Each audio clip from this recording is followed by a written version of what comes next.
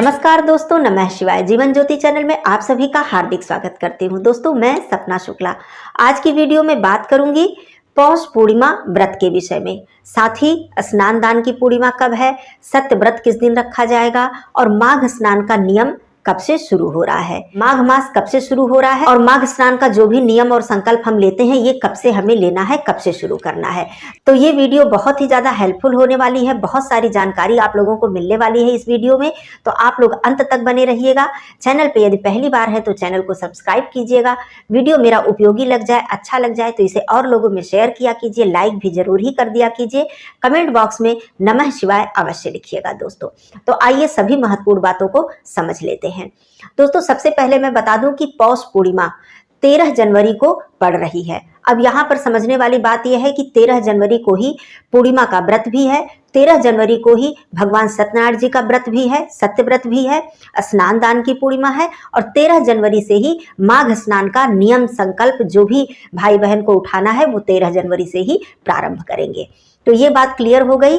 पूर्णिमा तिथि प्रारंभ हो जाएगी 13 जनवरी को प्रातःकाल 5:03 से और यह समाप्त होगी 14 जनवरी को प्रातःकाल 3:56 पर। तो इस प्रकार से हमें उदया तिथि और रात्रि व्यापिनी दोनों ही पूर्णिमा इस दिन प्राप्त हो रही है। बहुत ही अच्छा संयोग है, बहुत ही शुभ दिन है यह। तो आप लोग माघ मास का जो नियम शुरू करेंगे, माघ स्नान का जो नियम शुरू करेंगे वो पौष पूर्णिमा से ही शुरू करेंगे। 14 जनवरी को मकर संक्रांति है और यहीं से माघ मास है जो ये प्रारंभ हो जाएगा। अत्यंत पवित्र और अत्यंत पावन माह माघ मास, इसमें हम स्नान दान का नियम लेते हैं, पवित्र नदियों में स्नान करते हैं। लेकिन सभी लोग पवित्र नदी और तीर्थस्थल पर नहीं जा पाते हैं, तो घर बैठे बैठे ही आप लोग कैसे माघ स्नान का संपूर्ण पुण्य फल प्राप्त करें, माँ गंगा जी के दर्शन का पुण्य फल प्राप्त करें, माँ गंगा जी के स्नान का पुण्य फल प्राप्त करें, आइए सब कुछ जान लेते हैं।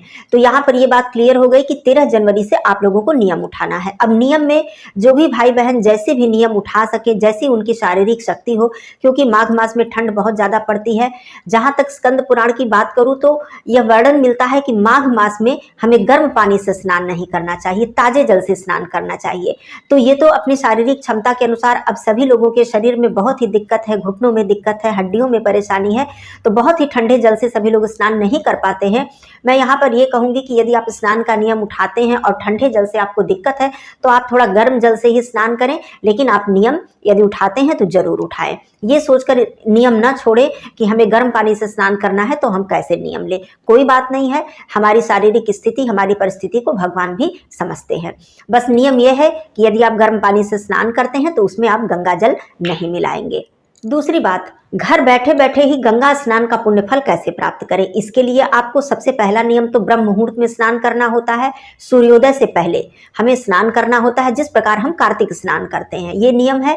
दूसरा नियम ये होता है कि पानी में आप गंगा जल मिलाकर स्नान करें, लेकिन गर्म पानी से कर रहे हैं तो गंगा जल ना मिलाएं, उसमें काला तिल डालकर आप स्नान कर सकते हैं, क्योंकि माघ मास में तिल स्नान का भी विशेष महत्व बताया गया है। यहाँ पर मैं बता दूं कि पौष मास में ही आप लोग तिल खरीद कर रख लीजिए, क्योंकि माघ मास लगते ही तिल का विशेष महत्व होता है। और इस तिल से क्या क्या आप चीजें कर सकते हैं, क्या क्या कार्य कर सकते हैं अनंत गुना पुण्य फल की प्राप्ति के लिए। तो तिल से आप स्नान कर सकते हैं, तिल दान कर सकते हैं, तिल का सेवन करेंगे, तिल का भोग लगाएंगे भगवान विष्णु जी को या सभी भगवान जी को आप तिल के लड्डुओं का भोग लगाएंगे, तिल से हवन करेंगे। तो ये सारे कार्य हमें तिल से करने होते हैं और इसका अनंत गुना पुण्य फल हमें प्राप्त होता है। तो सबसे पहले हम स्नान करेंगे, उसके बाद हम दान करेंगे।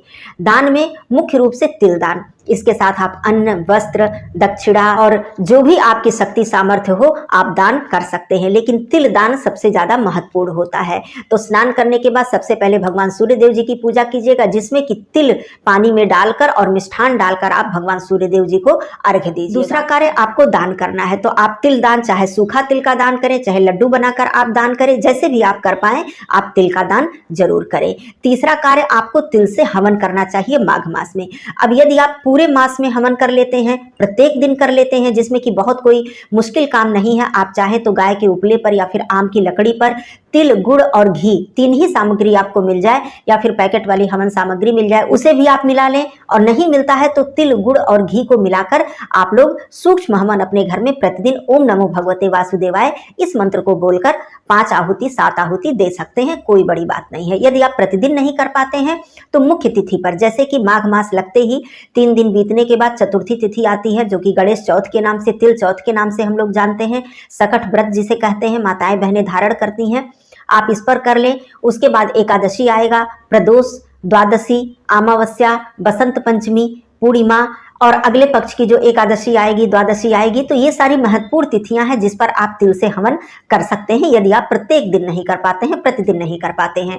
अब आप संकल्प यदि लेना चाहते हैं, किसी भी नियम का संकल्प लेना चाहते हैं, तो संकल्प में आप स्नान का संकल्प, दान का संकल्प, आप विष्णु सहस्त्रनाम पाठ का संकल्प या फिर ओम नमो भगवते वासुदेवाय इस मंत्र का संकल्प ले सकते हैं। साथ ही आप व्रत रखने का संकल्प ले सकते हैं, जिसमें आप चाहें तो एक पूरे दिन फलाहार आप कर सकते हैं, एक समय आप सात्विक भोजन ले सकते हैं।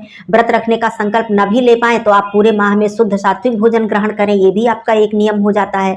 ब्राह्मण भोजन करा सके या प्रतिदिन आप गौ माता को भोजन दे सकें, ये भी एक संकल्प है। दोस्तों, संकल्प की कोई कमी नहीं है, जो भी आप नियम उठाना चाहें बिल्कुल आसानी से उसे पूर्ण कर सकें, उसे निभा सकें, ऐसा ही नियम आप ले सकते हैं। मंत्र जप का आप संकल्प ले सकते हैं, नाम जप का संकल्प आप ले सकते हैं। तुलसी पूजा तो हमें करनी ही करनी है, इसका आप संकल्प भी ले सकते हैं। और बिना संकल्प लिए भी माघ स्नान करने के बाद, सूर्य देव जी की पूजा के बाद आप सर्वप्रथम तुलसी जी की पूजा करें, क्योंकि जहां भी भगवान विष्णु जी की बात आती है तो तुलसी पूजा अनिवार्य हो जाती है। और वैसे प्रतिदिन तो हम तुलसी पूजा अपने घर में करते ही हैं।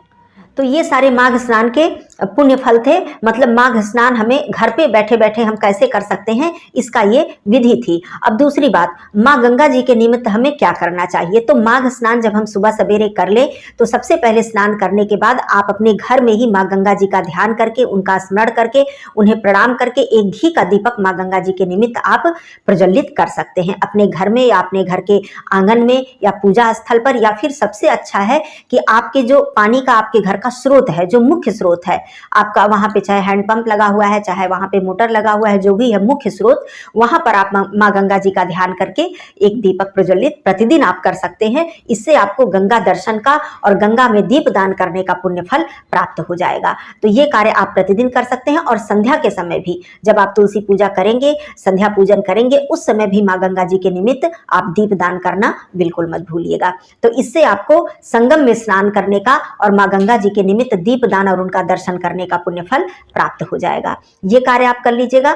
माघ मास में दोस्तों मूली का त्याग करना शास्त्रों में बताया गया है, तो हो सके तो आप लोग मूली का त्याग कर दीजिएगा। पूरे माघ मास में मूली का सेवन न करें, यह भी एक नियम होता है माघ मास का। दोस्तों, दूसरी चीज की माघ जो मास का नियम उठाया जाता है, पौष पूर्णिमा से लेकर माघ पूर्णिमा तक चलता है, पूरे एक माह तक इसका नियम चलता है। इसके साथ ही साथ हम माघ मास में माघ मास महात्म्य सुनने का संकल्प ले सकते हैं, या फिर हम संकल्प नहीं भी लेते हैं तो स्नान करके पूजन अर्चन और दान करने के बाद हमें माघ मास का महात्म्य प्रतिदिन हमें श्रवण करना चाहिए। माघ मास में मेरे चैनल पे भी आपको प्रत्येक दिन आपको माघ मास का महात्म्य और साथ में विष्णु सहस्त्रनाम का पाठ बहुत ही सरल उच्चारण के साथ आपको मिल जाएगा। आप चाहें तो प्रतिदिन सुबह स्नान के बाद श्रवण कर सकते हैं। तो माघ महात्म्य सुनने का भी विशेष नियम होता है, उसके बाद हम इसका समापन करते हैं माघ पूर्णिमा पर। तो ये सारे नियम पौष पूर्णिमा पर ही उठाए जाते हैं। और यह भी वर्णन मिलता है शास्त्रों में कि पौष पूर्णिमा पर हमें व्रत रखकर खीर बनाकर माता लक्ष्मी जी को अर्पित करना चाहिए और स्वयं भी खीर का सेवन करना चाहिए, प्रसाद का सेवन करना चाहिए। और यहीं से हमें मतलब जो भी हमें संकल्प लेना है माघ मास में, उसका संकल्प यहीं से हमें लेना चाहिए। तो पौष पूर्णिमा का व्रत यदि आप रखना चाहते हैं तो आपको 13 जनवरी को रखना है, और जो भी भाई बहन सत्य व्रत रखते हैं वो भी 13 जनवरी को रखेंगे। और जिन्हें भी माघ मास का संपूर्ण नियम संकल्प जो भी उठाना है वो भी आप लोग 13 जनवरी को ही उसका संकल्प लेंगे और उसकी शुरुआत करेंगे। आपको प्रतिपदा तिथि का इंतजार नहीं करना होता है, क्योंकि पौष पूर्णिमा से ही माघ स्नान का नियम शुरू हो जाता है। यहाँ पर मैं ये बताऊं कि जो भी भाई बहन बिना संकल्प लिए भी कुछ करना चाहते हैं वो कर सकते हैं। यदि उनके मन में ये डर है कि बीच में कहीं मेरा संकल्प टूट ना जाए, ऐसा ना हो कि खंडित हो जाए, हम पूर्ण ना कर सके, तो ऐसे में आप बिना संकल्प लिए भी उस कार्य को कर सकते हैं। कहा जाता है कि जब हम संकल्प ले लेते हैं तो उसका जो पुण्य फल है, प्रभाव है, वो अत्यधिक पड़ता है। भगवान तक वो बातें पहुंच जाती हैं कि हमने इस चीज का संकल्प लिया, और संकल्प लेकर बाद में उसकी हम पूर्णाहुति करते हैं, समापन करते हैं, तो उसका अनंत गुना पुण्य फल हमें प्राप्त होता है।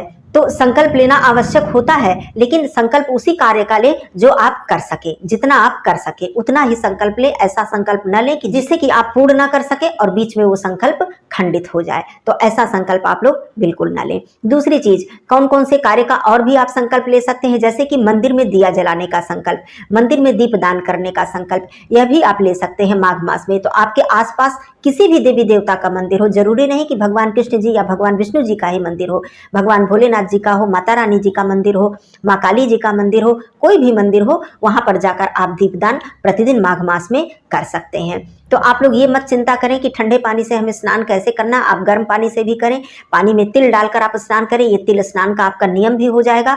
और आप चाहें तो तुलसी पत्र, तुलसी युक्त जल से स्नान करने का विशेष विधान स्कंद पुराण में बताया गया है कि जो भी व्यक्ति तुलसी मिश्रित जल से स्नान कर लेता है उसके समस्त पातक नष्ट हो जाते हैं, कई जन्मों के पाप उसके नष्ट हो जाते हैं। तो तुलसी युक्त जल से हमें स्नान कैसे करना है, जिस जल में आप तुलसी पत्र डालेंगे वो तुलसी पत्र आप जल से स्पर्श कराकर, मतलब जल में डालकर आप उसे हटा देंगे, क्योंकि वो तुलसी पत्र नाली में बहकर बिल्कुल नहीं जाना चाहिए। वो जल जो है वो गंगा जल के समान पवित्र हो जाता है। तो आप उस तुलसी पत्र को हटाकर किसी पौधे या गमले में आप डाल देंगे, उसके बाद उस जल से आप स्नान करेंगे। तो इस बात का भी आपको ध्यान देना है। कहा जाता है कि जिस जल से, चाहे वो बासी ही जल क्यों ना हो, और तुलसी पत्र का स्पर्श हो जाता है, वो जल अत्यंत ही पवित्र और पावन हो जाता है, गंगा जल के समान हो जाता है। तो ये सारे नियम थे माघ मास के। तो आप लोग जितना भी कर सकें, जो भी कर सकें, आप लोग जरूर करें। और पूरे माघ मास में मानसिक रूप से ओम नमो भगवते वासुदेवाय इस मंत्र का आप जप करते रहें, अपने कार्यों को साथ ही साथ करते रहें, इससे भी अनंत गुणा पुण्य फल की प्राप्ति होगी। तो आप सभी लोग माघ मास में जो भी नियम उठा पाए जरूर उठाएं। और भी कोई प्रश्न हो, दुविधा हो माघ मास के विषय में या पूर्णिमा व्रत के विषय में, तो आप लोग जरूर पूछिएगा। फिर मिलती हूँ अगले वीडियो में, तब तक के लिए धन्यवाद। नमः शिवाय, हर हर महादेव।